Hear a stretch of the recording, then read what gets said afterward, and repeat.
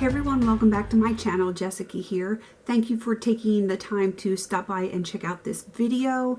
This is going to be my meal prep for my Crustless Skillet pizza. When I had my Less is More meals of the month, a few people had requested that I do this, give a recipe, and show you my meal prep. So that is what I'm doing today. Obviously, I am not going to be making it here in my bedroom, but I just wanted to do the intro in here because the meal prep will be done and then I will speed up that video and you can see exactly how I go through the steps of preparing everything. This is actually a very easy recipe to do and you can really tailor it to whatever your tastes are as far as pizza.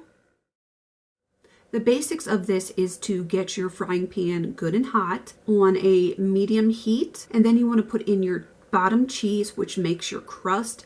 I find that cheddar cheese comes out to be a little bit more crispy.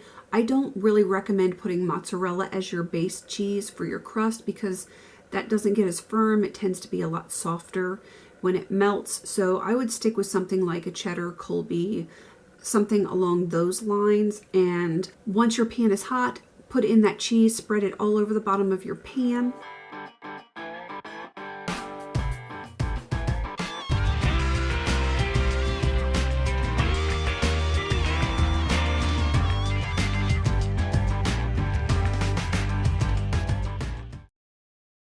Once your cheese starts to melt, you want to put on just a little bit of pizza sauce. You can choose any pizza sauce that you want based on your macros. I just happen to have some of the Papa John's, like those little dipping sauces. So I went ahead and used that because I don't use very much of it, more just like for a little bit of flavor and then to have like a really saucy pizza.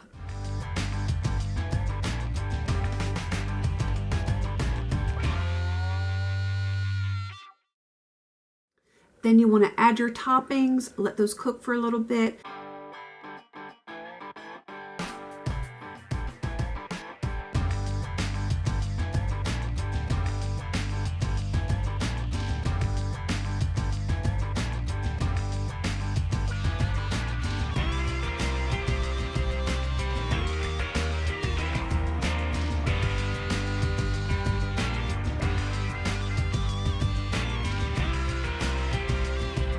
Then you throw your mozzarella cheese on top and you want to melt that down. You may need to cover it. Some people do, some people don't, depending on how melted you like your cheese.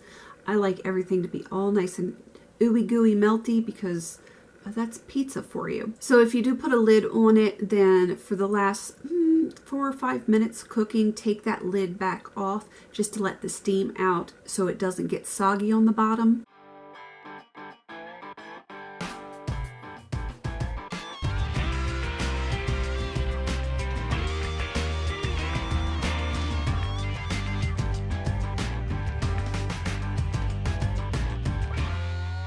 Once it is done, you want to take it quickly out of your pan, let it rest for about 3 or 4 minutes before you slice it so that it just doesn't slide everywhere.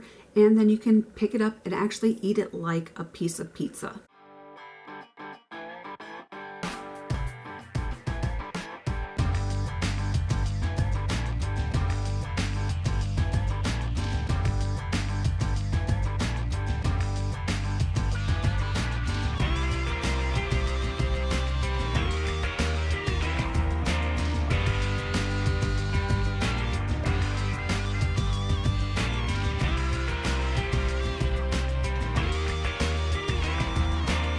This is very low carb and keto friendly. Obviously, your macros are going to be different from everyone else. So just make sure that you measure out your ingredients, know that you're using, toppings that are keto or low carb friendly, and, just balance it to your specific macros. I really hope that you enjoyed this meal prep and recipe.